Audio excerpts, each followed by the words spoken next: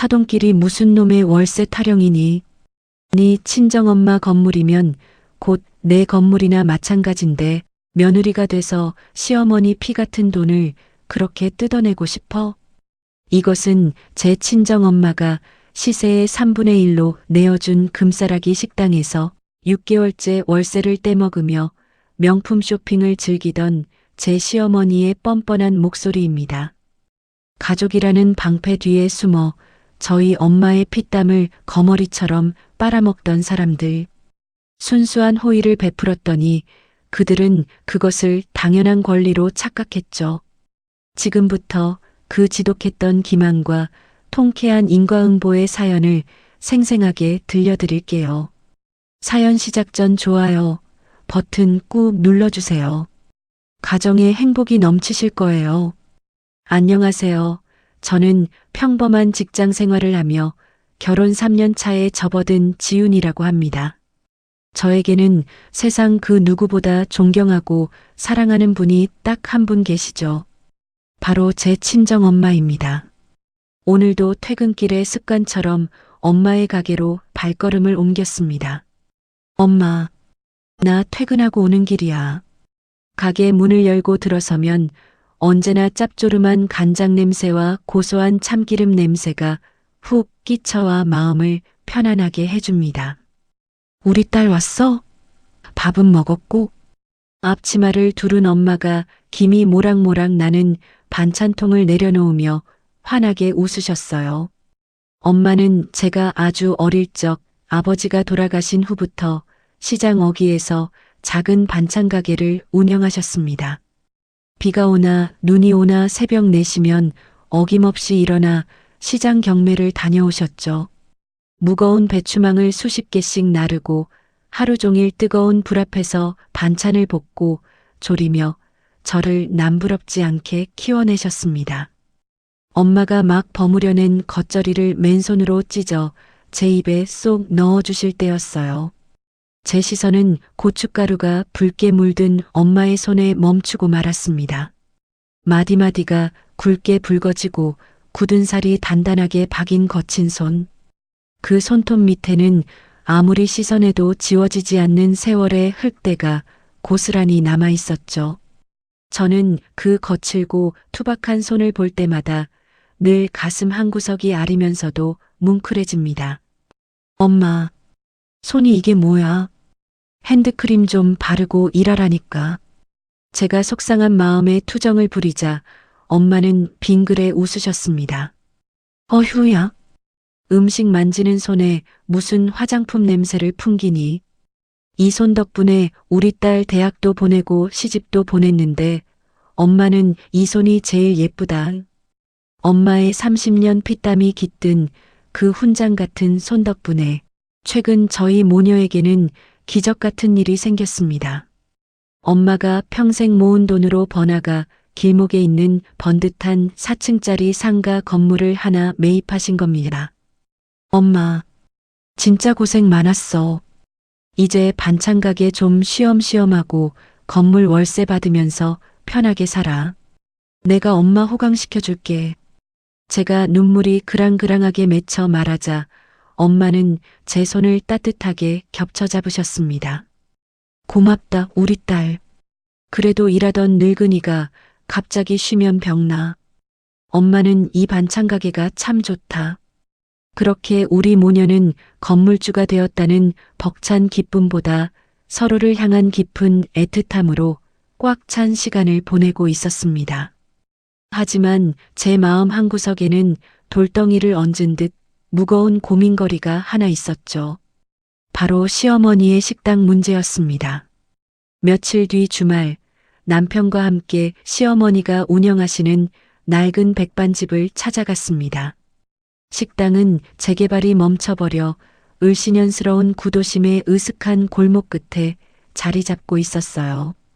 주말 점심시간이 한창인데도 가게 안은 텅 비어 파리만 날리고 있었죠. 어머니, 저희 왔어요.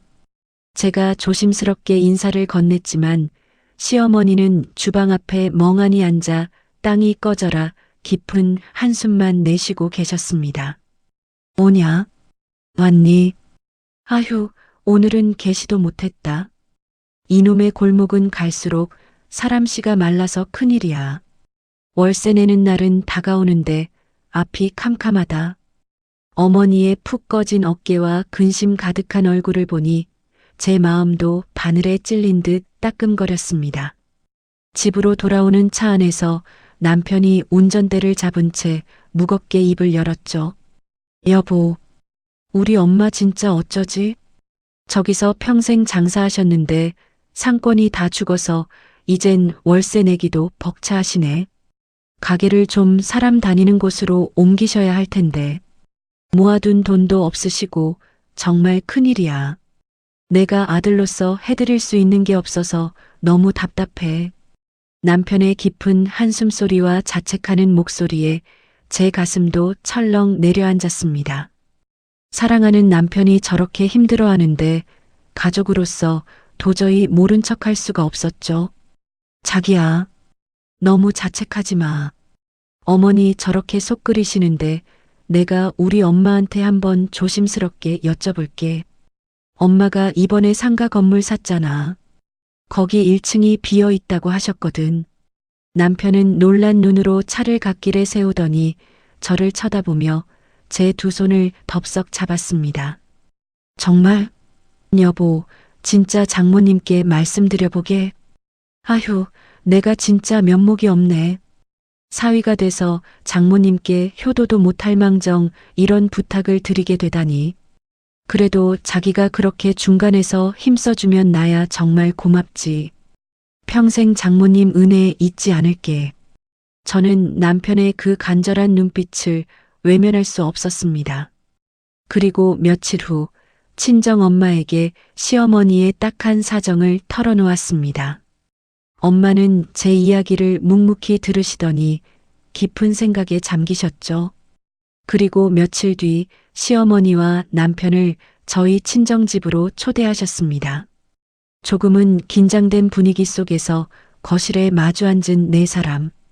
엄마가 먼저 따뜻한 매실차를 내오시며 조용하지만 묵직한 목소리로 입을 여셨어요.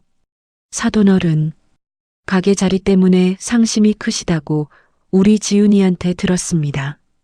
시어머니는 찻잔을 만지작거리며 멋쩍은 듯 고개를 숙이셨죠. 네, 사돈어른.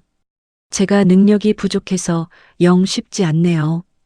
이런 누추한 사정을 사돈어른께까지 들려드리게 돼서 부끄럽습니다. 엄마는 특유의 단호하면서도 정다운 어조로 차분하게 말씀하셨습니다. 그런 말씀 마세요. 가족끼리 어려울 때 돕고 사는 게 당연한 일 아닙니까? 우리 지훈이 예뻐해 주시고 아껴주시는 거 다 아는데 저도 모른 척 할 수 없지요. 이번에 제가 매입한 상가 건물 1층이 마침 비어 있습니다. 원래 주변 부동산에서는 보증금 5천만 원에 월세 300만 원은 좋게 받을 수 있는 금싸라기 자리라고 하더군요. 유동인구도 많고 식당하기엔 아주 그만인 자리입니다. 그 말에 시어머니와 남편의 눈이 휘둥그레졌습니다. 월세 300만 원이라는 엄청난 액수의 시어머니는 지레 겁을 먹으신 듯 다급하게 손을 내저으셨죠. 아이고, 사돈어른. 그렇게 비싸고 좋은 자리를 제가 무슨 수로 들어가요. 저희 형편 뻔히 아시면서 말씀만으로도 참으로 감사합니다만 저는 언감생심 꿈도 못 꿀 자리네요. 하지만 이어진 엄마의 다음 말은 그 자리에 있던 모두가 상상도 못한 파격적인 제안이었습니다. 사돈어른, 다른 사람도 아니고 우리 귀한 사위 키워주신 어머니신데 제가 어떻게 생판남처럼 월세를 꼬박꼬박 다 받겠습니까? 보증금은 1,000만 원만 내시고 월세는 딱 100만 원만 주십시오. 나머지 200만 원은 제가 사위랑 우리 딸에게 주는 선물이라고 생각할 테니까요. 대신 우리 사위랑 지훈이 지금처럼 예쁘게 잘 살 수 있게 옆에서 많이 보듬어 주시고 응원해 주세요. 그 순간 거실에는 숨소리조차 들리지 않을 만큼 짙은 정적이 흘렀습니다. 시세의 3분의 1도 안 되는 말도 안 되는 파격적인 조건이었으니까요. 남편은 너무 놀라 입을 반쯤 벌린 채 굳어버렸고, 저는 딸의 체면을 세워주기 위해 손해를 감수하는 엄마의 크고 넓은 마음에 가슴이 벅차올라 코끝이 시큰해졌습니다. 장모님, 정말이십니까? 장모님, 정말 너무너무 감사합니다. 제가 평생 장모님 은혜 잊지 않고 우리 지훈이한테 100배, 1000배 더 잘하겠습니다. 남편이 자리에서 벌떡 일어나더니 엄마를 향해 넙죽 큰 절을 올렸습니다. 시어머니 역시 벌겋게 눈시울을 붉히며 제 옆으로 다가와 제 두 손을 덥석 부여잡으셨죠. 지훈아, 내가 진짜 전생에 나라를 구했나 보다. 어떻게 너같이 착하고 훌륭한 복덩이를 며느리로 들였을까? 사돈어른, 이 은혜를 제가 살면서 어찌 다 갚을까요? 정말 감사합니다, 사돈어른.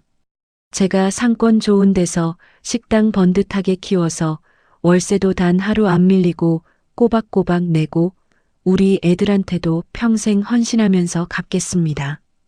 시어머니의 두 눈에서 굵은 눈물이 뚝뚝 떨어져 제 손등을 뜨겁게 적셨습니다.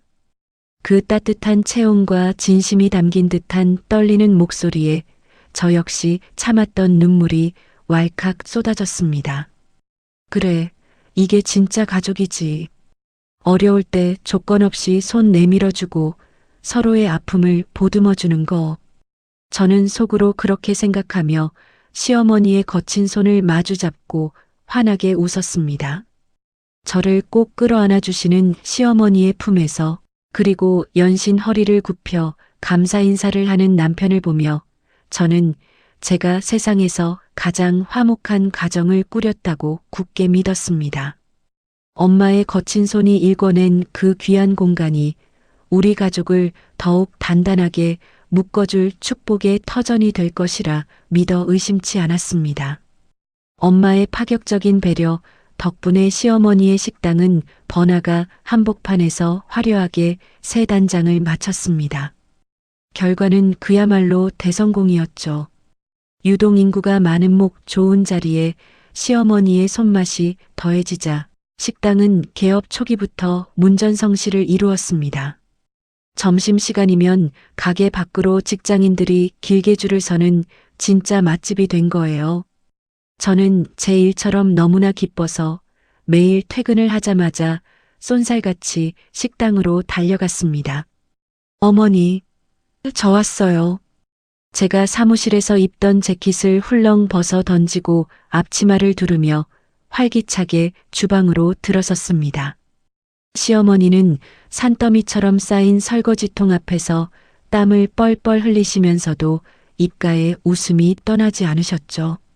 아이고, 우리 착한 며느리 퇴근하고 피곤할 텐데 또 왔니?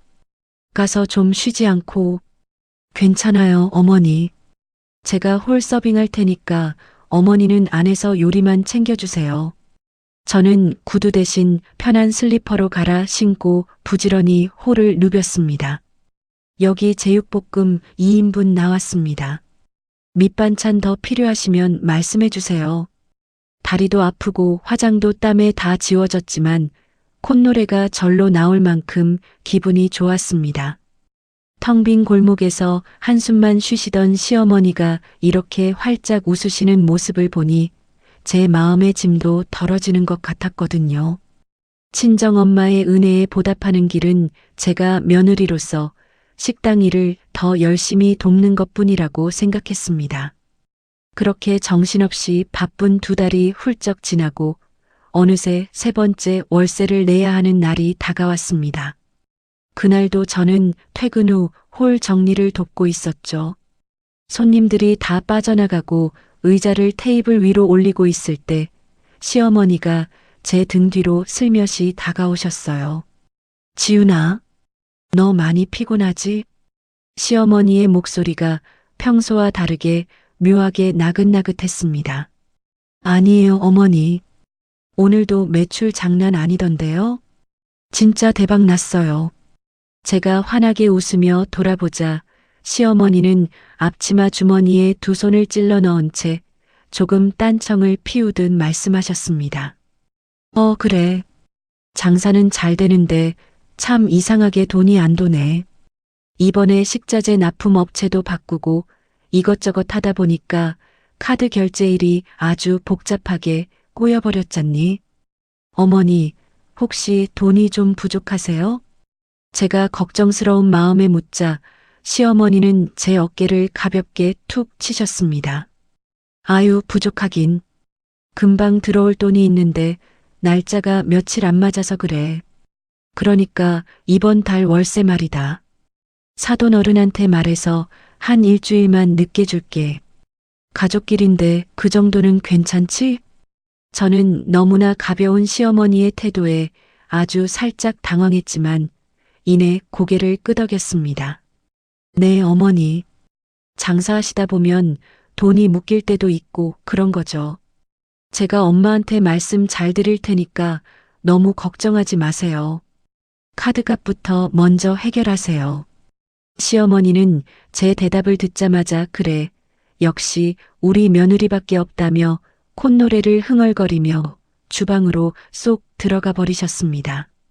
마치 큰 식당을 운영하는 사장님의 여유로운 특권이라도 되는 것처럼 행동하시는 모습이 조금 낯설었지만 워낙 장사가 잘 되니 일시적인 현상일 거라 대수롭지 않게 여겼습니다.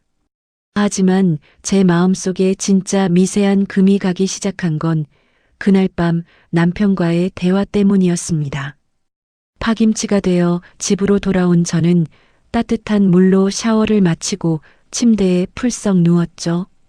남편은 베개를 등 뒤에 받치고 편안하게 기대어 핸드폰으로 유튜브를 보고 있었습니다. 여보, 오늘도 식당에 사람 엄청 많더라. 어머니, 이제 한시름 놓으셔서 정말 다행이지? 제가 피곤한 눈을 비비며 남편의 품으로 파고들자 남편이 제 어깨를 감싸 안으며 으스대듯 말했습니다. 내 말이, 우리 엄마 음식 솜씨가 원래 장난 아니잖아. 그동안 자리가 구석져서 빛을 못 본 거지. 터만 좋으면 대박 날 줄 알았다니까. 장모님 건물에 우리 엄마 식당 들어간 건 솔직히 장모님 입장에서도 엄청 이득 아니야? 건물 가치가 확 올라가잖아. 남편의 입에서 나온 뜻밖의 말에 저는 잠이 확 달아나는 기분이 들었습니다. 이득이라니? 여보, 엄마가 월세도 시세보다 훨씬 싸게 주신 건데 이득이라는 말이 여기서 왜 나와? 우리가 평생 감사하면서 살아야지. 제가 조금 굳은 목소리로 지적하자 남편은 핸드폰 화면에서 눈을 떼지 않은 채 툭 내뱉었습니다. 아, 알지, 알아. 감사하게 생각하지. 근데 자기야, 엄마가 전화 왔는데 이번 달 월세 좀 늦어진다며? 응. 어머니가 카드값이 꼬였다고 일주일만 미루자고 하셔서 내가 엄마한테 잘 말씀드린다고 했어. 제 대답에 남편은 픽 웃으며 자세를 고쳐 앉았습니다. 진짜 여보 정말 고마워. 장모님은 쿨하게 이해해 주실 거야. 근데 여보, 솔직히 여보 집은 돈도 많고 장모님 건물에서 월세 나오는 것도 빵빵한데 우리 엄마 월세 좀 천천히 받아도 되지 않아? 저는 제 귀를 의심했습니다. 천천히 받아도 되다니? 여보, 그게 무슨 소리야? 아무리 가족이라도 월세는 월세지. 어머니가 이번 한 번만 일주일 늦는다고 하신 건데 당신 말이 좀 이상하다?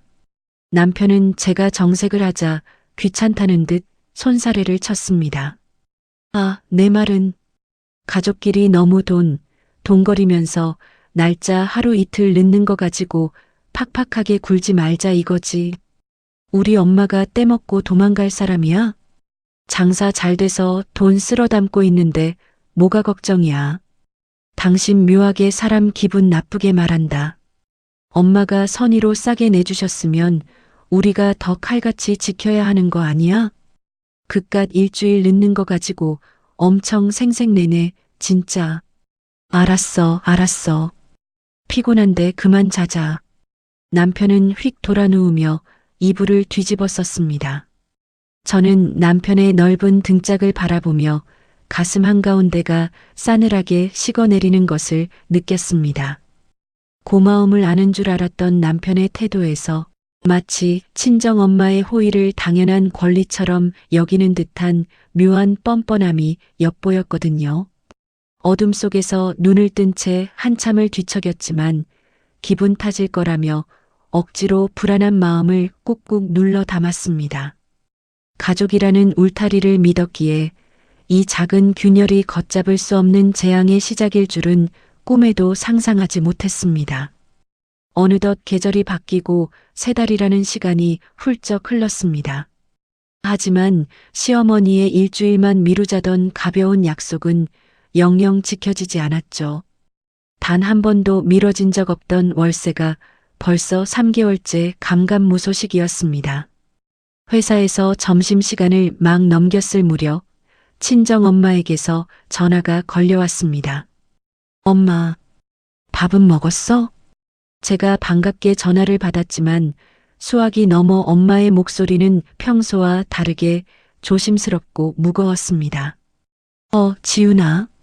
일하는데 바쁘지 않니? 아니야, 괜찮아. 무슨 일 있어? 목소리가 왜 그래? 엄마는 한참 동안 뜸을 들이시더니 이내 깊은 한숨과 함께 입을 여셨어요. 저기 다름이 아니라 사돈어른 식당 말이다. 무슨 일 있으신 건 아니지? 저는 심장이 덜컥 내려앉는 기분이었습니다. 식당? 아니, 장사 엄청 잘 돼. 매일 줄 서서 먹을 정도라니까. 제 대답에 엄마는 수화기 너머로 잠시 침묵하셨습니다. 그러니 다행이네. 그런데 사돈어른이 이번 달까지 벌써 석 달째 월세를 안 보내셔서 사돈지간이라 내가 먼저 전화해서 독촉하기도 참 미안하고 껄끄럽네. 혹시 네가 지나가는 길에 슬쩍 한번 여쭤볼 수 있겠니? 순간 제 얼굴이 불에 댄 것처럼 확 달아올랐습니다. 엄마의 조심스러운 그 한마디가 제 가슴을 예리한 칼로 후벼 파는 것 같았죠. 뭐? 석 달째라고? 엄마, 내가 몰랐어. 정말 미안해. 내가 오늘 당장 어머니 뵙고 말씀드릴게. 그래, 너무 다그치지는 말고. 무슨 사정이 있으신가 보다 해라. 엄마는 마지막까지 시어머니를 감싸며 전화를 끊으셨지만 저는 밀려오는 부끄러움과 죄책감에 고개를 들 수가 없었습니다. 시세의 3분의 1밖에 안 되는 그 월세마저 석 달이나 밀리다니요.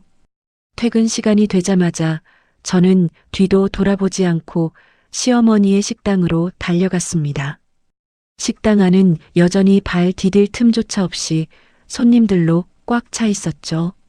카운터에 앉아 계산기를 두드리던 시어머니가 저를 발견하고는 반색하며 손을 흔드셨습니다. 아이고, 우리 며느리 왔네. 저는 애써 웃음을 지어 보이며 시어머니를 카운터 구석으로 조용히 모셨습니다.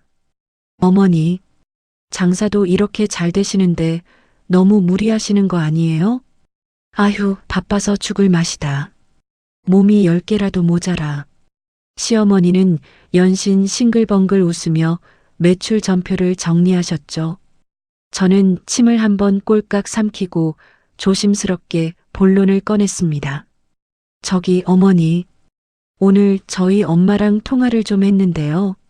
식당 월세가 석 달치 밀려 있다고 하시더라고요. 어머니 혹시 깜빡하신 건가 해서요. 그 순간 계산기를 두드리던 시어머니의 손가락이 멈칫했습니다. 하지만 어머니의 얼굴엔 미안한 기색이라곤 눈곱만큼도 찾아볼 수 없었죠. 아, 그거. 사돈어른이 너한테 전화하셨니? 직접 나한테 말하시지 참. 어머니, 혹시 어디 돈 들어갈 데가 많으셨어요?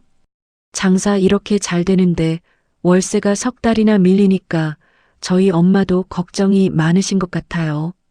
제가 걱정스러운 톤으로 묻자 시어머니는 갑자기 목소리를 한 톤 높이며 과장된 표정을 지으셨습니다. 예, 너는 장사가 뭐 거저 먹는 건 줄 아니? 요즘 채소값이랑 고깃값이 얼마나 올랐는지 말도 마라. 남는 게 하나도 없어. 사람들이 줄만 서지. 다 빚 좋은 개살구야. 그래도 어머니, 다른 건물도 아니고 저희 친정엄마 건물이잖아요. 처음 약속하신 날짜는 지켜주셔야 엄마도 마음이 편하시죠.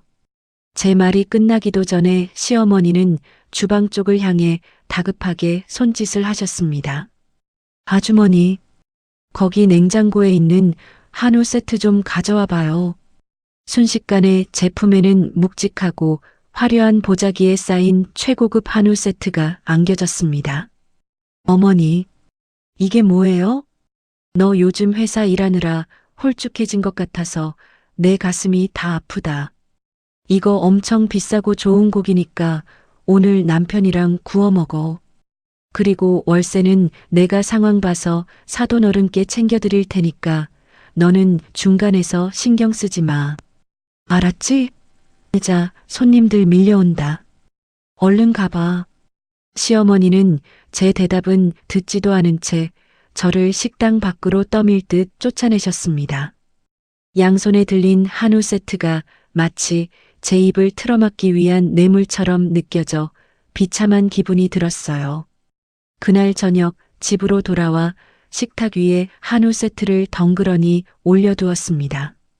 퇴근하고 돌아온 남편은 고기를 보자마자 입맛을 다시며 다가왔죠.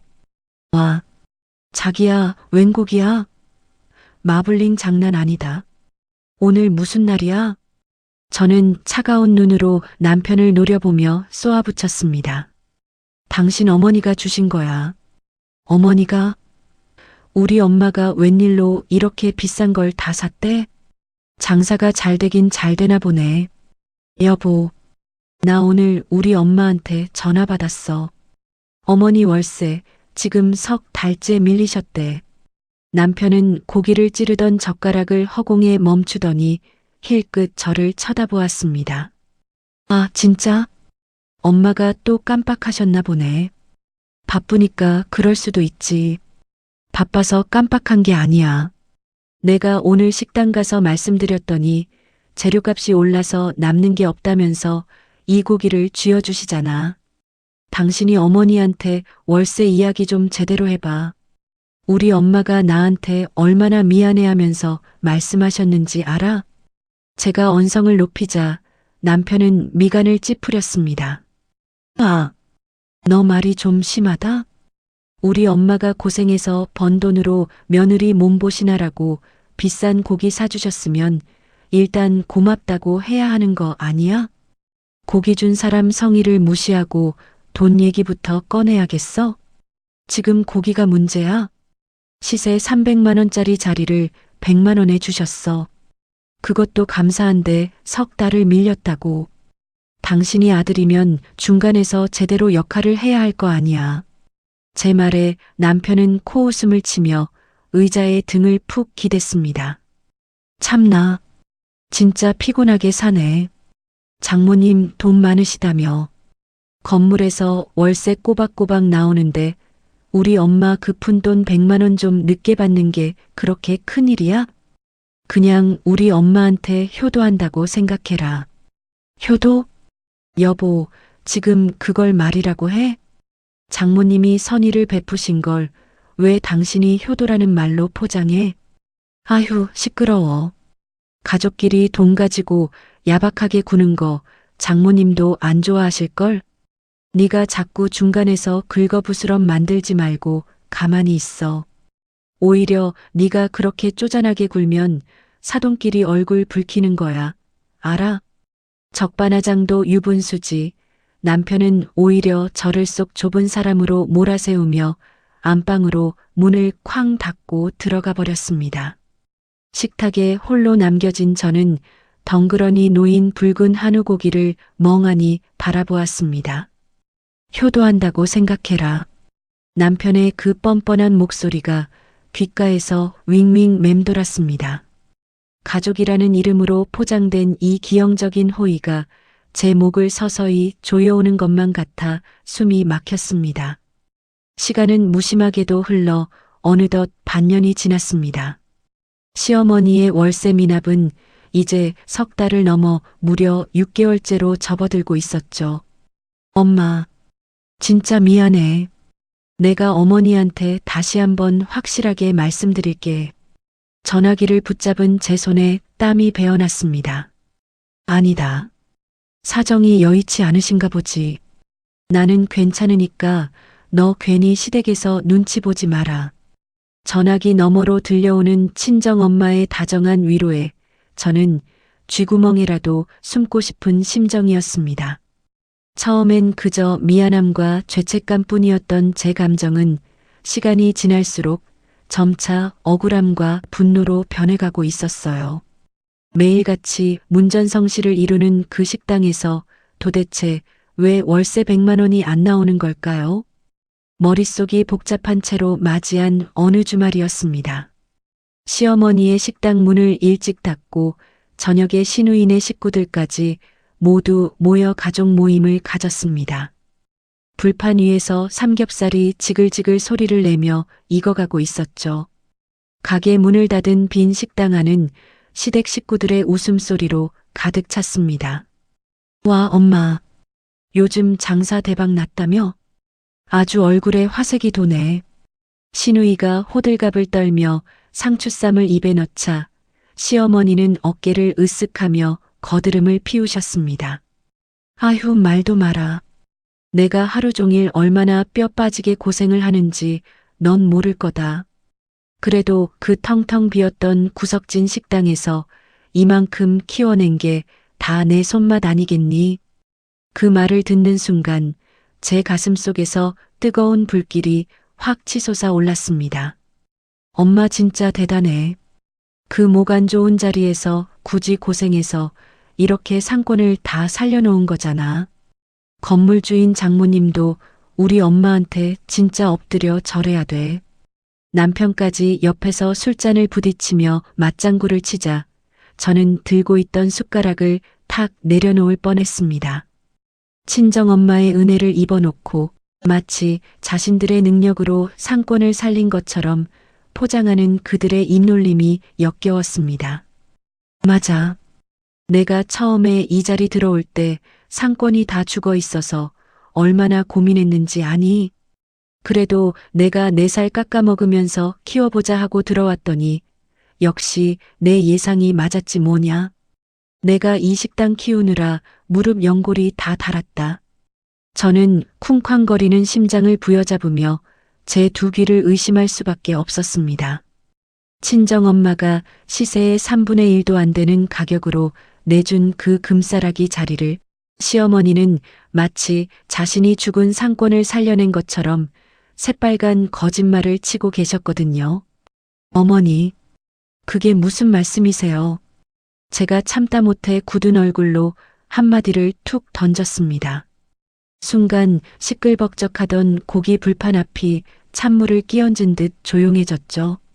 무슨 말씀이라니? 시어머니가 눈을 동그랗게 뜨고 저를 쳐다보셨습니다. 저희 엄마가 내주신 그 자리, 원래 부동산에서 월세 300만 원짜리라고 했던 번화가 한복판이잖아요. 사돈 덕에 장사 편하게 하신다는 말씀은 왜 쏙 빼놓으세요? 그리고 어머니, 저희 엄마 건물은 원래부터 상권이 좋아서 빈 상가도 없던 곳이었어요. 제 목소리는 미세하게 떨리고 있었지만 참아왔던 말들을 토해내자 속이 다 후련했습니다. 하지만 시누이는 눈을 가늘게 뜨며 저를 비아냥거리듯 쳐다보았죠. 아니, 새언니. 말을 왜 그렇게 섭섭하게 해? 우리 엄마가 피땀 흘려서 이만큼 일궈놓은 건데 가족들 밥 먹는 자리에서 굳이 초를 쳐야겠어? 옆에 있던 남편은 제 허벅지를 꼬집으며 눈치를 주었습니다. 여보, 너 지금 뭐 하는 거야? 분위기 파악 좀 해. 가족끼리 고기 구워 먹는데 굳이 그런 소리를 해야 직성이 풀려? 저는 남편의 손을 거칠게 뿌리치며 쏘아붙였습니다. 분위기가 문제야? 당신도 알잖아. 어머니 월세 지금 6개월이나 밀리신 거. 우리 엄마는 나한테 미안해서 매일 속만 끓이시는데 여기서 어머니가 당신 혼자 힘으로 상권 살렸다고 하시니까 내가 어이가 없어서 그러지. 그 순간 얌전히 고기를 자르시던 시어머니가 가위를 상에 쾅 내리치셨습니다. 너 지금 시어머니한테 그게 무슨 말버릇이니? 쩌렁쩌렁한 고함에 불판 위에서 튀어오른 기름방울처럼 제 심장도 철렁 내려앉았습니다. 어머니, 제가 틀린 말했어요? 엄마가 배려해 주셨으면 최소한 가족들 앞에서는 미안하고 고마운 줄 아셔야죠. 월세 6개월치, 그거 다 합치면 얼만지 아세요? 시어머니는 눈을 부릅뜨고 저를 매섭게 노려보며 소리를 빽 지르셨습니다. 야, 너도 시집 왔으면 이제 이 집 사람인데 어떻게 며느리가 돼서. 시어머니 주머니 털어다가 친정에 갖다 바치고 싶어 환장을 하니 무슨 돈을 갖다 바쳐요. 당연히 내야 할 월세를 내시라는 거잖아요. 장사도 매일 이렇게 잘 되시면서 왜 저희 엄마만 나쁜 사람을 만드세요? 사돈끼리 무슨 놈의 월세 타령이야. 내 엄마가 돈이 썩어나서 건물 샀으면 딸 시집 보낸 시댁 챙기는 셈치고 그냥 넘어갈 수도 있는 거지. 어떻게 며느리라는 애가 시어머니 피 같은 돈을 못 뜯어먹어서 안달이냔 말이다. 기가 막혀서 헛웃음이 다 나왔습니다. 뜯어먹다니요. 제가 언제 어머니 돈을 달라고 했어요? 애초에 약속하신 정당한 권리를 지켜달라는 거잖아요. 시끄럽다. 너 아주 그 잘난 친정엄마 건물 하나 있다고 시댁 식구들을 아주 발밑에 때만도 못하게 취급하는구나. 사돈이라는 방패 삼아서 시어머니를 이렇게 달달 볶아대도 되는 거냐? 눈앞이 아찔해지는 가스라이팅이었습니다. 호의를 베푼 건 친정엄마고 약속을 어긴 건 시어머니인데 어느새 저는 친정집의 재력을 무기 삼아 시어머니를 핍박하는 악독한 며느리가 되어 있었으니까요. 여보, 당신 진짜 가만히 있을 거야? 당신이 똑바로 말해봐. 제가 다급하게 남편을 쳐다보았지만 남편은 고개를 푹 숙인 채 소주잔만 만지작거렸습니다. 아, 진짜. 너는 왜 굳이 긁어부스럼을 만들어서 분위기를 이렇게 만드냐? 그냥 조용히 좀 밥 먹자니까 짜증나게 진짜. 남편의 비겁한 태도와 시어머니의 당당한 뻔뻔함 앞에서 저는 완전히 혼자가 된 기분이었습니다. 가족이라는 달콤한 단어는 철저하게 그들의 이기심을 감추는 더러운 무기가 되어 있었죠.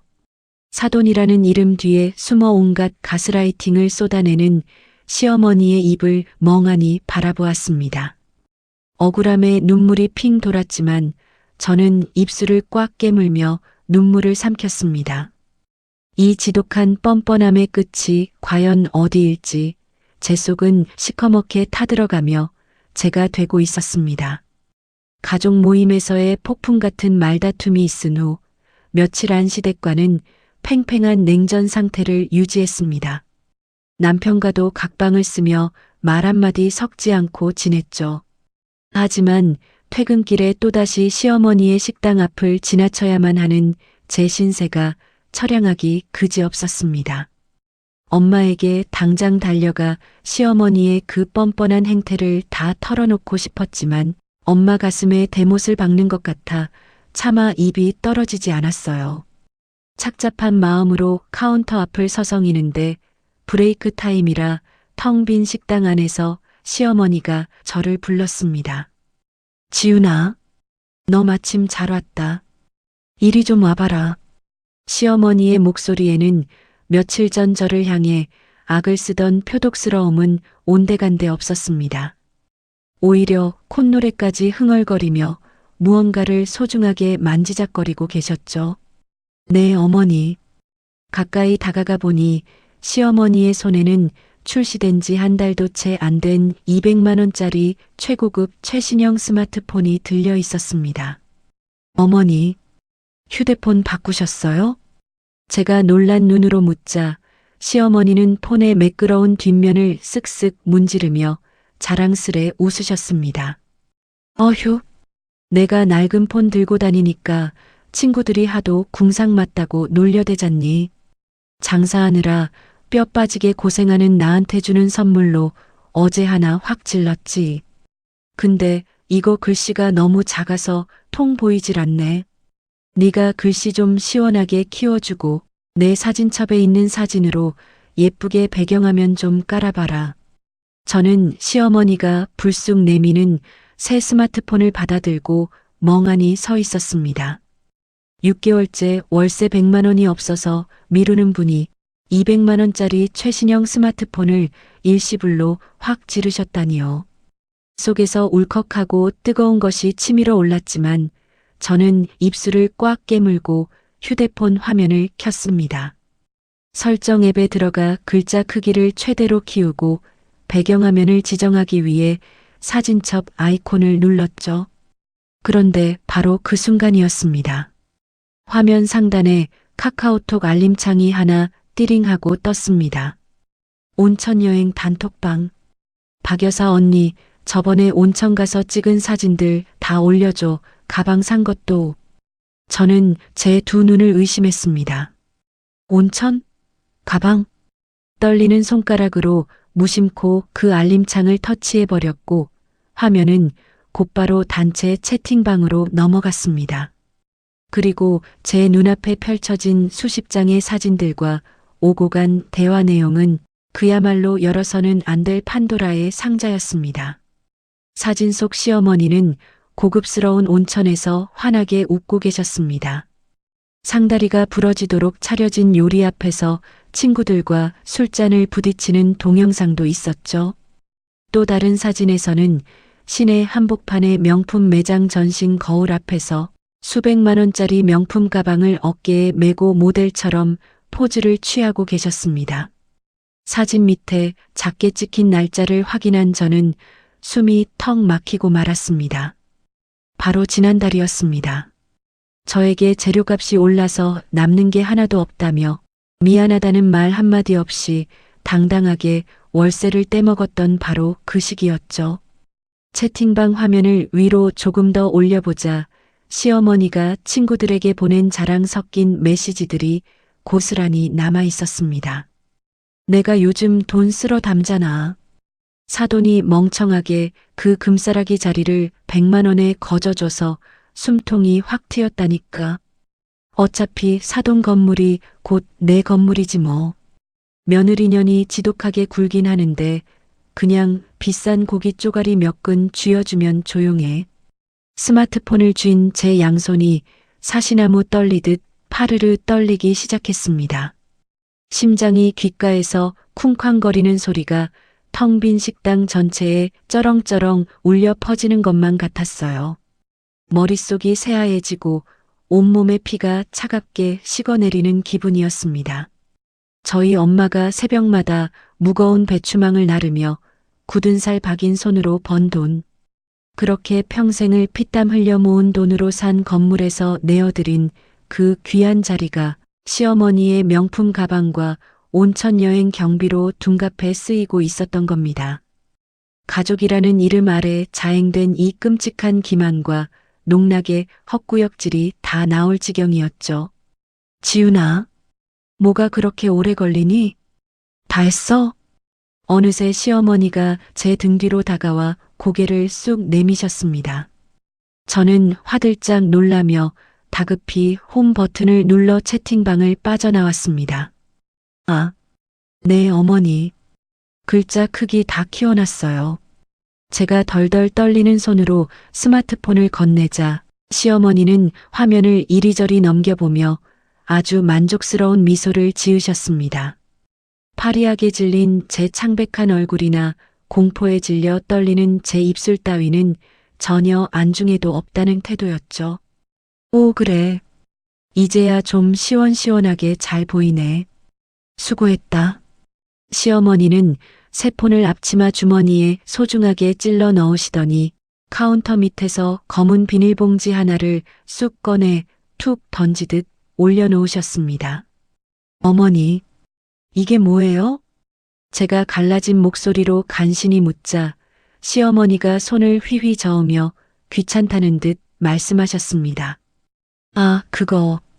오늘 점심 장사하고 남은 밑반찬들 좀 모아놨다. 그냥 버리려니까 아까워서 말이야. 반찬이니까 가져가라. 너네 둘이 퇴근하고 저녁 차려 먹기 귀찮잖니? 이거 가져가서 대충 전자레인지에 데워 먹어라. 됐습니다. 저는 억지로 튀어나오려는 비명을 짐승처럼 집어삼키며 차갑게 내뱉었습니다. 어머, 얘 좀 봐. 시어머니가 생각해서 챙겨주면 고맙다고 넙죽 받을 것이지. 어쩜 그렇게 정남이가 뚝 떨어지게 대답하니? 시어머니가 혀를 끌듯 차며 저를 위아래로 훑어보셨지만 저는 더 이상 그 역겨운 공간에 단 1초도 머무를 수가 없었습니다. 저 먼저 가보겠습니다. 인사도 하는 둥 마는 둥 하고 도망치듯 식당 밖으로 뛰쳐나왔습니다. 초가을의 서늘한 바람이 얼굴에 와닿았지만 제 뺨을 타고 쉴 새 없이 흐르는 뜨거운 눈물을 식혀주지는 못했습니다. 길거리에 우두커니 서서 식당의 화려한 간판을 올려다보았습니다. 저 간판 뒤에서 낄낄거리며 저희 모녀를 등신 취급하고 있을 시어머니의 얼굴이 떠올라 미칠 것만 같았어요. 멍청하게 자리를 거저 내준 사돈, 지독하게 구는 며느리년. 그 참혹하고 경멸스러운 문장들이 날카로운 비수가 되어 제 온몸을 갈기갈기 찢어놓는 듯 했습니다. 당장 남편에게 전화해 이 모든 걸 따져 묻고 싶었지만 효도 타령을 하며 저를 윽박지르던 남편의 비겁한 얼굴이 떠올라 주먹을 꽉 쥐었습니다. 주머니 속에서 진동이 요란하게 울렸지만 저는 끝내 꺼내보지 않았습니다. 이제 제 안에 남은 것은 단순한 슬픔이나 섭섭함 같은 가벼운 감정이 아니었어요. 바닥 없는 깊은 절망의 늪에서 허우적대던 제 심연 깊은 곳에서 형언할 수 없는 지독한 환멸과 분노가 시커멓게 소용돌이치고 있었습니다. 도망치듯 식당을 빠져나왔지만 저는 얼마 가지 못해 길바닥에 멈춰 서고 말았습니다. 너무 황망하게 뛰쳐나오느라 카운터 의자 위에 제 가방과 차키를 그대로 두고 온 것이 생각났거든요. 당장이라도 집에 가서 이불을 뒤집어 쓰고 엉엉 울고 싶었지만 어쩔 수 없이 무거운 발걸음을 돌려야만 했습니다. 시어머니와 다시 얼굴을 마주치기가 죽기보다 싫어서 식당 뒷문 쪽으로 조심스럽게 돌아갔어요. 뒷문 앞에는 음식물 쓰레기통과 빈 박스들이 쌓여 있는 작은 공터가 있었죠. 숨을 죽이고 살금살금 문고리에 손을 뻗으려던 찰나였습니다. 아이고, 사돈어른. 열린 뒷문 틈새로 시어머니의 찢어질 듯 날카로운 목소리가 들려왔습니다. 저는 그 자리에 돌처럼 굳어버린 채 숨소리조차 낼 수 없었죠. 제가 진짜 면목이 없어서 전화를 다 드렸네요. 근데 사돈어른, 여기가 상권이 좋다는 거 진짜 다 옛말인가 봐요. 사람들이 줄 서는 건 며칠 반짝이었고 요즘은 파리만 날려서 제가 미칠 지경입니다. 방금 전까지 저에게 남은 잔반을 던져주며 비아냥거리던 목소리와는 180도 다른 한없이 처량하고 불쌍한 척을 하는 가증스러운 음성이었어요. 솔직히 까놓고 말해서 사돈어른이 싸게 주셨다고는 하지만 이 죽은 상권의 100만 원도 너무 비싼 거 아닙니까? 차라리 다른 동네로 갈 걸 그랬어요. 오히려 우리가 이 후미진 곳에 들어와서 사돈어른 건물 띄워주느라 손해만 몽땅 보고 있다니까요. 저는 억장이 무너져 내리는 것 같아 두 손으로 입을 틀어막았습니다. 어쩌면 인간이 저렇게까지 바닥을 보일 수 있을까요? 장사가 안 되기는커녕 매일 점심 저녁으로 재료가 소진되어 문을 일찍 닫으면서 말입니다. 아무튼 제가 당분간은 월세 낼 형편이 도저히 안 되니까 그리 아세요. 사돈어른도 우리 지훈이 생각해서라도 당분간 월세 독촉은 마시고요. 네. 들어가세요. 일방적으로 할 말만 쏟아내고 전화를 뚝 끊어버리는 시어머니의 태도에 제 온몸의 피가 거꾸로 솟구치는 듯 했습니다. 저희 엄마는 또 전화기 너머에서 얼마나 미안해하며 고개를 숙이셨을까요? 당장 문을 박차고 들어가 시어머니의 그 가증스러운 입을 찢어놓고 싶었지만 제 발은 바닥에 얼어붙은 듯 떨어지지 않았습니다. 그리고 채 1분도 지나지 않아 시어머니는 콧노래를 흥얼거리며 어딘가로 다시 전화를 걸었죠. 아들. 나다. 수화기 너머의 상대방이 남편이라는 사실을 깨닫고 저는 심장이 멎는 줄 알았습니다. 나 방금 내 장모한테 전화해서 한바탕 앓는 소리 좀 쫙 해줬다. 아휴, 그 양반이 또 미안하다고 어찌나 쩔쩔매는지 내가 웃음 참느라 혼났네. 시어머니는 뒷골목이 떠나가라 낄낄거리며 천박하게 웃어대기 시작했습니다. 내 처갓집엔 돈이 아주 썩어난다며. 이 큰 건물에서 매달 나오는 월세가 얼만데 우리같이 없는 사람들이 좀 쓰면 어떠니? 사돈 건물이 내 건물이고 결국 다 내 재산 되는 거 아니겠어? 그러니까 너도 중간에서 눈치껏 행동해. 남편이 수화기 너머로 무슨 말을 했는지 들리지 않았지만 시어머니의 입꼬리는 귀에 걸릴 듯 찢어져 있었죠. 아무튼 지훈이 그 독한 기집애한테는 무조건 입단속 잘해라. 요새 자꾸 월세 타령하면서 눈에 쌍심지를 켜고 덤벼드는데 아주 정내미가 떨어져 죽겠다니까. 네가 남편으로서 기선제압 딱 하고 며느리가 시댁에 돈 아까워하지 않게 교육 좀 단단히 시켜. 알았지?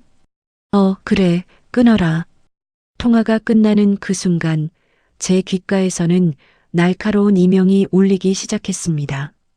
눈앞이 핑 돌고 헛구역질이 올라와 근처 벽을 짚고 간신히 버텼죠. 지훈이한테는 입단속 잘해라.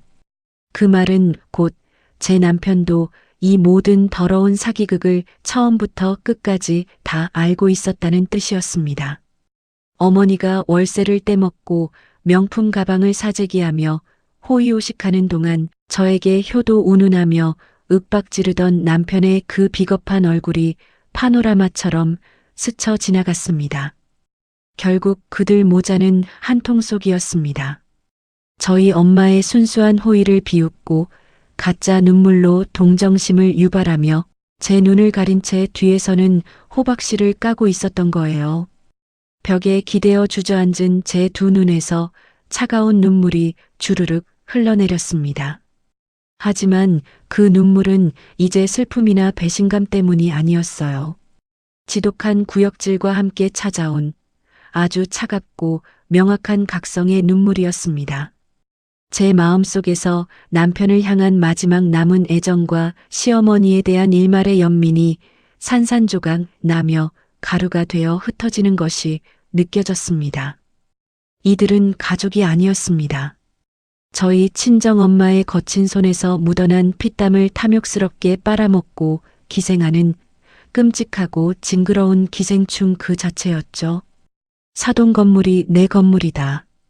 그 역겨운 환상 속에 빠져 낄낄대는 시어머니의 웃음소리가 환청처럼 귓가를 맴돌았습니다.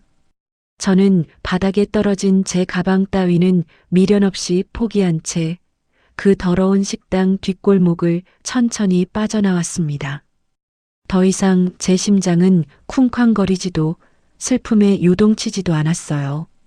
그저 얼음장처럼 차갑게 식어버린 머릿속에는 오직 단 하나의 명확한 문장만이 선명하게 새겨지고 있었습니다. 기생충들에게 베풀어줄 자비 따위는 이제 제 인생에 단 한 줌도 남아있지 않다는 사실을요. 식당 뒷골목을 빠져나온 저는 정신없이 운전대를 잡았습니다. 어디로 가야 할지 생각할 겨를도 없이 제 차가 향한 곳은 바로 친정집이었죠. 도착하자마자 현관문을 열고 들어가니 거실에서 멸치를 다듬고 계시던 엄마가 놀란 눈으로 저를 돌아보셨습니다. 지훈아, 저녁에 연락도 없이 웬일이니? 얼굴이 왜 이렇게 하얗게 질렸어? 저는 엄마의 얼굴을 보자마자 그 자리에 털썩 무릎을 꿇고 말았습니다. 참으려고 했던 눈물이 둑이 터진 것처럼 왈칵 쏟아졌어요. 엄마, 내가 미안해. 정말 미안해, 엄마. 제가 바닥에 엎드려 엉엉 소리 내어 울자 엄마는 황급히 다가와 제 어깨를 감싸 안으셨습니다. 아이고, 얘 좀 봐. 무슨 일인데 그래? 남편이랑 싸웠어? 울지 말고 천천히 말해봐라. 저는 흐느끼며 시어머니의 만행을 하나부터 열까지 모조리 털어놓았습니다. 장사가 안 된다고 거짓말하며 뒤로는 200만 원짜리 휴대폰을 사고 명품 가방을 샀다는 사실. 단톡방에서 우리 모녀를 등신 취급하며 조롱했다는 것. 그리고 남편조차 그 모든 사실을 알고 있으면서 저를 기만하고 효도를 강요했다는 것까지 전부 다요. 엄마가 나불거리는 그 입을 내가 찢어놨어야 했는데, 엄마 피 같은 돈으로 사치 부리는 기생충들인데 내가 바보같이 다 속고 있었어. 제가 가슴을 치며 오열하자 엄마는 말없이 제 등만 쓸어내리셨습니다. 그런데 놀랍게도 엄마의 표정은 크게 동요하지 않았죠. 엄마, 화 안 나? 내가 이렇게 바보같이 당했는데 엄마는 왜 가만히 있어? 제 물음에 엄마는 깊은 한숨을 내쉬며 차분하게 입을 여셨습니다. 지훈아, 사실 엄마도 어느 정도 눈치는 채고 있었다. 상가 관리소장한테 매달 보고를 받는데 1층 식당에 손님이 미어터져서 주차장이 마비될 지경이라는 소리를 수도 없이 들었거든. 그런데도 장사가 안 된다며 죽는 소리를 하시길래 설마 했지. 그래도 내 사위 낳아준 분이고 우리 딸 시어머니니까 내가 모른 척 덮어주면 언젠간 고마워할 줄 알았다. 엄마는 멸치똥이 까맣게 묻은 손을 앞치마에 쓱쓱 닦아내셨습니다.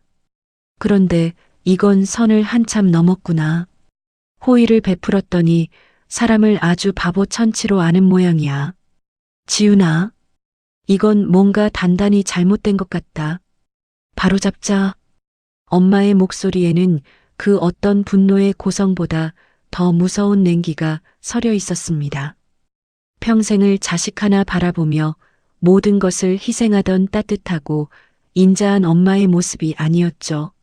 시장 바닥에서 30년을 구르며 산전수전 다 겪고 수십억대 건물을 일궈낸 베테랑 사업가의 카리스마가 뿜어져 나오기 시작했습니다. 엄마는 자리에서 일어나 거실 탁자 서랍에서 두꺼운 파일 철을 꺼내셨습니다. 그 안에는 상가 임대차 계약서와 각종 세금 영수증, 그리고 법률 서류들이 각 잡혀 정리되어 있었어요. 엄마는 거침없는 손길로 서류를 뒤적이더니 어딘가로 전화를 거셨습니다. 김 변호사님. 늦은 시간에 미안해. 나 1층 상가 임대차 계약건 때문에 전화했어. 수화기 너머로 들려오는 엄마의 목소리는 한치의 떨림도 없이 명확하고 단호했습니다. 월세 미납이 지금 6개월째야. 상가 임대차 보호법상 3달 이상 연체면 계약 해지 사유 맞지? 제가 알던 다정한 반찬가게 아줌마가 아니라 냉철한 건물주의 얼굴이 거기에 있었습니다. 내용 증명부터 당장 발송해. 밀린 월세 원금의 지연 이자까지 하루도 빠짐없이 법정 최고 이율로 계산해서 청구하고 명도소송 절차도 오늘 당장 준비 시작해줘. 보증금 1,000만 원에서 밀린 월세 까고 나면 남는 것도 없으니까 가압류 걸 수 있는 건 모조리 다 걸어버려. 사돈이라고 봐주고 그런 거 이제 없어. 엄마는 통화를 마치고 서류에 펜으로 붉은 줄을 찍찍 그으며 무언가를 계산하기 시작하셨습니다. 눈물이 범벅된 채로 그 모습을 지켜보던 저는 가슴속 깊은 곳에서부터 뜨거운 용기가 솟아나는 것을 느꼈죠. 엄마, 나도 가만히 안 있을 거야. 그 집구석이랑 끝낼래. 남편도 똑같은 놈이야. 나한테 효도 타령하면서 지 엄마 뒤치다꺼리하게 만든 쓰레기라고. 엄마는 계산기 두드리던 손을 멈추고 저를 지그시 바라보셨습니다. 그래. 우리 딸 그동안 마음고생하느라 참 애썼다. 네가 결정한 거라면 엄마는 무조건 내 편이야. 엄마가 건물 문제는 깔끔하게 정리할게. 너는 내 인생에 묻은 오물이나 깨끗하게 씻어내라. 거친 굳은 살이 박인 엄마의 손이 제 뺨에 묻은 눈물을 닦아주셨습니다. 그 투박한 손길이 지금 이 순간만큼은 세상에서 가장 단단하고 든든한 강철 방패처럼 느껴졌어요. 더 이상 두렵지 않았습니다. 시어머니의 가스라이팅도 남편의 뻔뻔한 기만도 모두 박살 내버릴 준비가 끝났으니까요. 우리를 만만하게 보고 함부로 이빨을 들이민 그 기생충들에게 진짜 사자가 분노하면 어떻게 되는지 똑똑히 보여줄 차례였습니다. 친정엄마의 서늘한 선전포고가 있은 지 딱 사흘째 되는 저녁이었습니다. 저는 퇴근길에 서류 봉투 2개를 품에 안고 집으로 돌아왔죠. 하나는 구청에 들러 미리 챙겨둔 빳빳한 이혼 신고서였고, 다른 하나는 PC방에서 컬러로 선명하게 인쇄한 시어머니의 카카오톡 단체방 대화 캡처본이었습니다. 시어머니의 단톡방을 본 그날, 저는 캡처를 해서 저에게 보내놨거든요. 식탁 위에는 배달시킨 피자 한 판이 덩그러니 놓여 있었어요. 남편은 소파에 비스듬히 누워 텔레비전을 보며 피자 조각을 우적우적 씹어먹고 있었습니다. 그 평온하고 태평한 얼굴을 보니 헛웃음이 픽 새어나왔죠. 여보, 자기도 와서 좀 먹어라. 오늘 피자 치즈가 아주 쫙쫙 늘어나는 게 기가 막히네. 저는 대답 대신 식탁 의자를 빼고 조용히 앉았습니다. 제가 묵묵히 물을 한 잔 따라 마시려는 찰나 거실에 둔 남편의 휴대전화가 미친 듯이 울리기 시작했습니다. 아, 진짜. 누가 밥 먹는데 이렇게 전화를 해대. 남편이 기름 묻은 손을 바지에 대충 닦으며 전화를 짜증스럽게 받았죠. 엄마. 왜? 나 지금 밥 먹고 있는데. 수화기 너머로 새어나오는 시어머니의 목소리는 평소의 그 쩌렁쩌렁한 크기를 넘어 거의 비명에 가까운 악다군이었습니다. 야, 너 당장 지훈이 그년 바꿔봐. 아니, 지 엄마한테 지금 당장 전화하라고 해. 식탁에 앉아있던 제 귀에까지 그 날카로운 비명소리가 생생하게 꽂혔습니다. 남편은 화들짝 놀라며 텔레비전 볼륨을 줄였습니다. 엄마, 왜 그래? 무슨 일인데 소리를 질러? 무슨 일이냐고?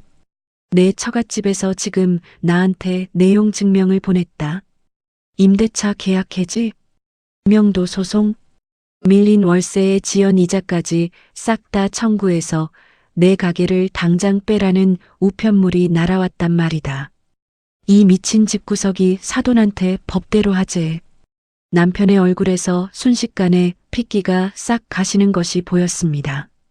들고 있던 피자 조각이 바닥으로 툭 떨어졌지만 남편은 그걸 주울 생각조차 하지 못했죠. 뭐? 내용 증명? 아니, 장모님이 갑자기 왜? 남편은 덜덜 떨리는 손으로 전화를 끊더니 붉게 충혈된 눈으로 저를 획 노려보았습니다. 그리고 씩씩거리며 식탁 쪽으로 성큼성큼 다가왔죠. 아, 너 지금 우리 엄마한테 무슨 짓을 한 거야? 장모님이 우리 엄마 식당으로 내용 증명을 보냈다는데 네가 모를 리 없잖아. 저는 물컵을 조용히 내려놓고 남편의 두 눈을 똑바로 응시했습니다. 응, 알지. 내가 엄마한테 다 말씀드렸으니까. 월세 6개월 미납이면 법적으로 방 빼야 하는 거 당연한 거 아니야? 제 덤덤한 대답에 남편은 이성을 잃고 폭주하기 시작했습니다. 뭐가 어쩌고 어째? 너 진짜 미쳤냐? 장모님도 미쳤지. 어떻게 사돈한테 당장 길거리에 나앉으라고 법적 서류를 보내. 남편은 소리를 고래고래 지르며 식탁 위에 있던 피자 상자를 바닥으로 팍 집어 던졌습니다. 우당탕하는 굉음과 함께 남은 피자 조각들이 거실 바닥에 처참하게 널브러졌어요. 그 요란한 파열음에 평소 같았으면 제 심장도 철렁 내려앉아 덜덜 떨었을 겁니다. 하지만 이상하게도 지금은 단 한치의 두려움도 느껴지지 않았습니다. 오히려 바닥에 나뒹구는 피자 조각보다 제 눈앞에서 길길이 날뛰는 저 남자의 밑바닥이 더 추잡하고 우스꽝스러워 보일 뿐이었죠. 너 당장 장모님한테 전화해. 지금 당장 취하 안 하면 나도 가만히 안 있을 줄 알아. 가족끼리 돕고 살지는 못할 망정. 어디서 소송질이야. 남편이 핏대를 세우며 주먹을 치켜들었을 때 저는 가방에서 서류 봉투 2개를 꺼내 식탁 위로 탁 던졌습니다. 가만히 안 있으면? 네가 어쩔 건데. 제가 서늘하게 내뱉자 남편의 행동이 멈칫했습니다. 저는 봉투 안에 들어있던 컬러 출력물들을 꺼내 식탁 위에 쫙 펼쳤습니다. 이거 보이지? 당신 엄마가 단톡방에 올린 사진들. 온천 여행 가서 찍은 사진, 200만 원짜리 최신 폰, 구찌 가방, 그리고 아주 화려한 가이세키 요리. 남편의 시선이 제가 펼쳐놓은 사진들에 닿는 순간 그의 동공이 지진이라도 난 것처럼 미친 듯이 흔들리기 시작했습니다. 이게 다 뭐야? 뭐긴 뭐야? 당신 엄마가 우리 엄마 피 같은 월세 떼먹고 사치 부리면서 놀러 다닌 증거지. 그리고 그 밑에 대화 내용도 아주 똑똑히 읽어봐. 사돈 건물이 내 건물이다? 며느리년이 지독하게 군다? 제가 한 글자 한 글자 또박또박 짚어주며 읽어내려가자 남편의 턱관절이 파르르 떨렸습니다. 당신 다 알고 있었잖아. 당신 엄마가 뒷골목에서 나랑 우리 엄마 등신 취급하면서 낄낄댈 때 당신도 수화기 너머로 같이 웃었지. 어디서 되도 않는 효도 타령을 하면서 날 가스라이팅 해? 아니야. 여보, 그게 아니라. 방금 전까지 집안을 다 때려 부술 듯이 소리를 지르던 남편의 기세는 순식간에 꺾여버렸습니다. 당황한 기색이 역력한 얼굴로 횡설수설 변명을 늘어놓으려는 남편을 향해 저는 남은 봉투 하나를 마저 열어 서류를 들이밀었습니다. 도장 찍어. 이혼 서류야. 이혼이라는 2글자에 남편은 벼락이라도 맞은 듯 그 자리에 딱딱하게 굳어버렸습니다. 이혼? 여보, 지금 그걸 말이라고. 월세 좀 밀린 거 가지고 이혼을 하자고? 우리가 무슨 큰 죄를 지었다고 그래. 끝까지 뻔뻔하네. 미친 건 우리 엄마가 아니라 당신과 당신 엄마야. 저는 의자에서 일어나 남편을 싸늘하게 내려다보았습니다.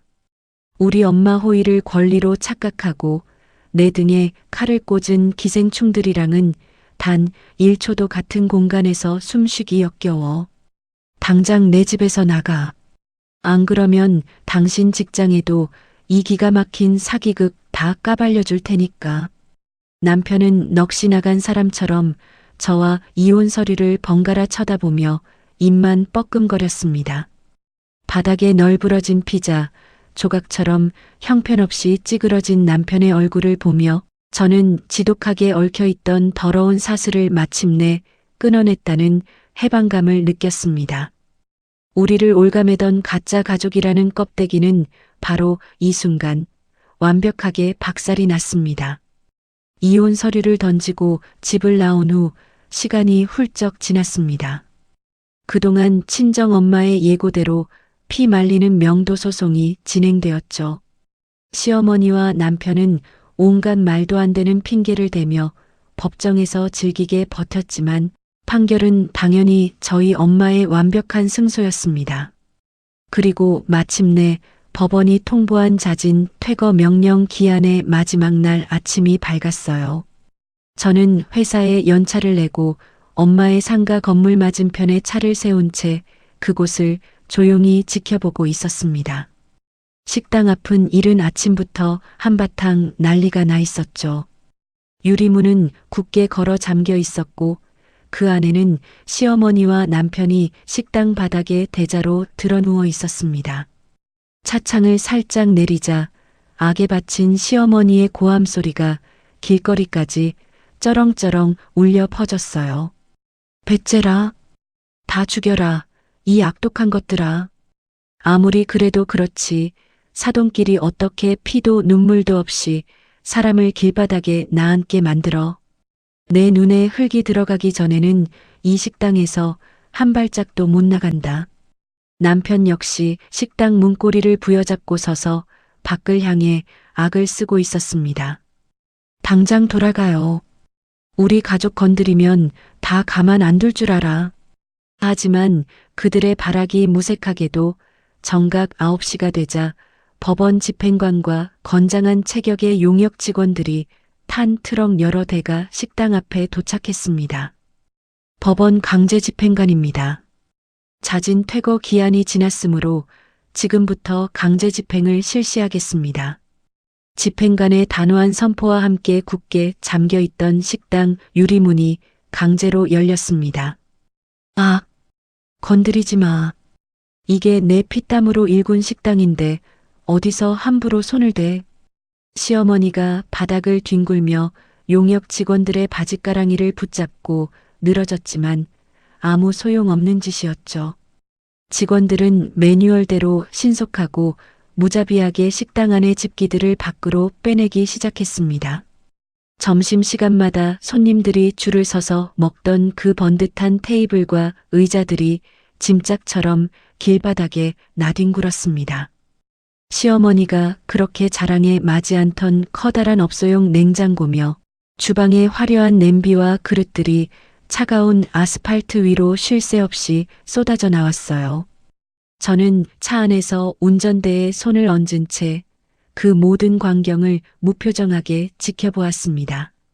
산산조각 나는 그들의 모래성을 보면서도 제 가슴에는 일말의 동정심조차 일지 않았습니다. 오히려 꽉 막혀있던 묵은 체증이 싹 내려가듯 속이 후련했죠. 그때였습니다.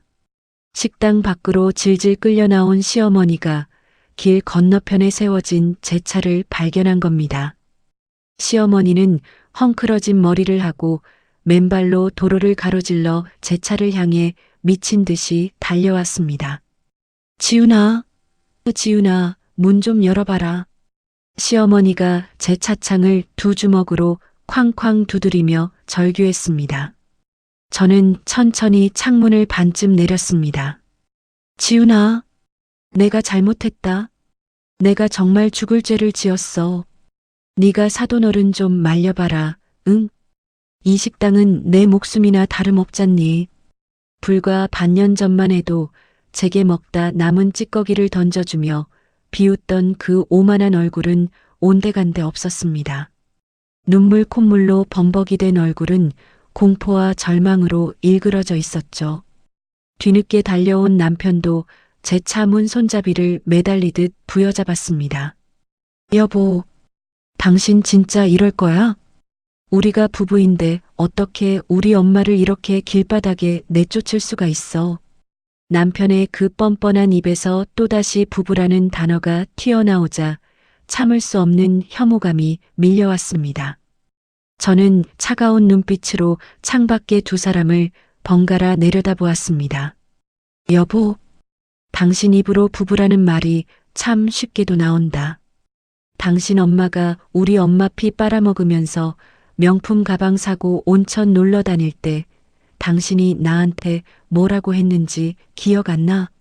남편은 제 서늘한 추궁에 입술을 덜덜 떨며 말을 더듬었습니다. 아, 아니야. 내가 다 잘못했어. 내가 중간에서 멍청하게 굴었어. 그러니까 한 번만 살려줘.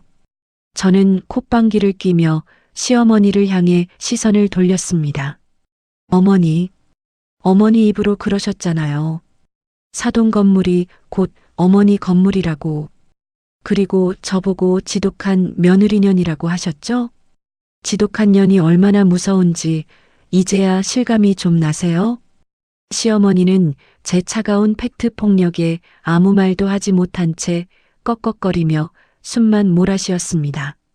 지훈아, 제발. 내가 이렇게 무릎이라도 꿇으마. 이미 늦었어요.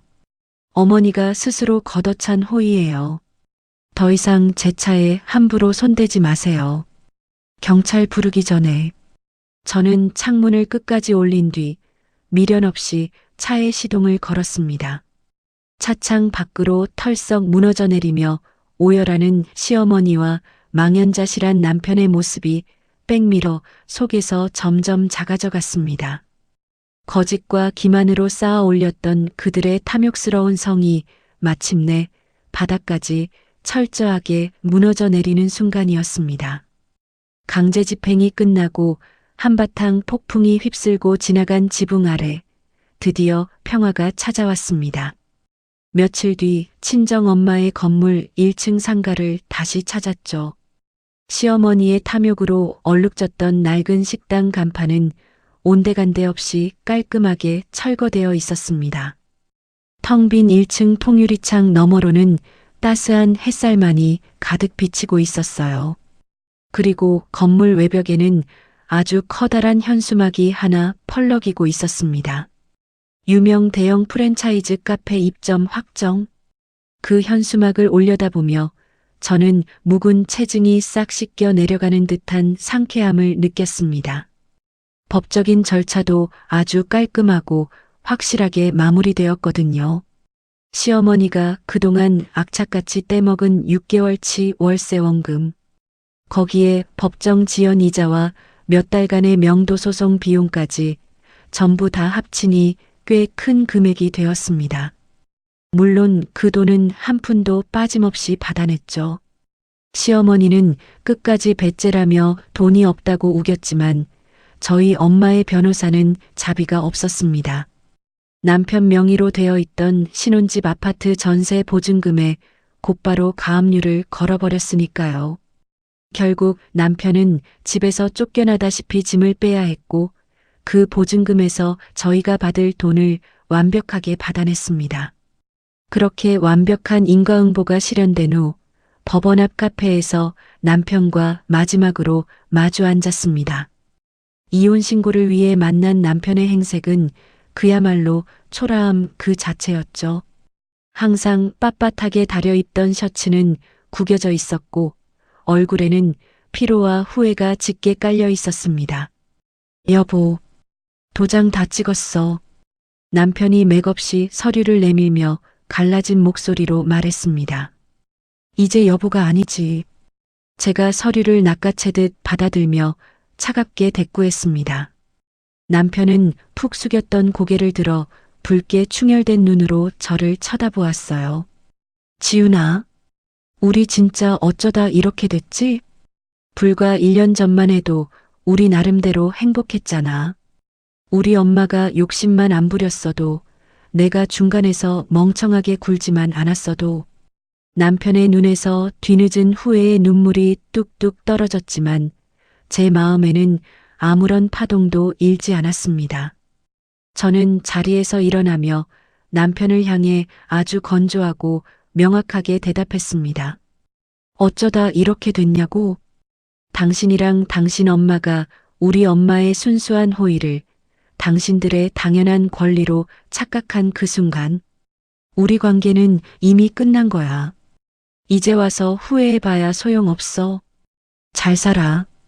그렇게 짧은 마지막 인사를 끝으로 저는 뒤도 돌아보지 않고 카페 문을 나섰습니다.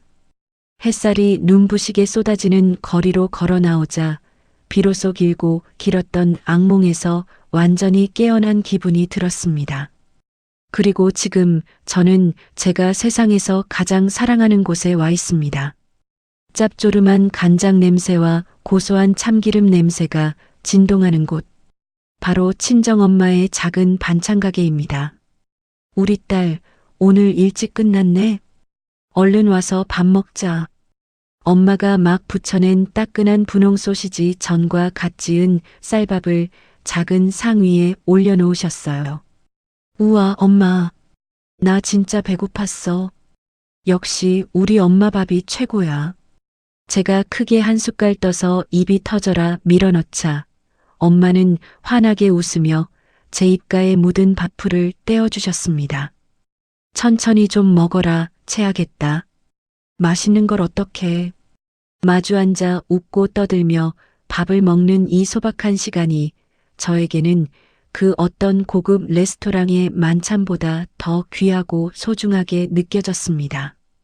투박하지만 따뜻한 엄마의 손, 그리고 조건 없는 진짜 사랑.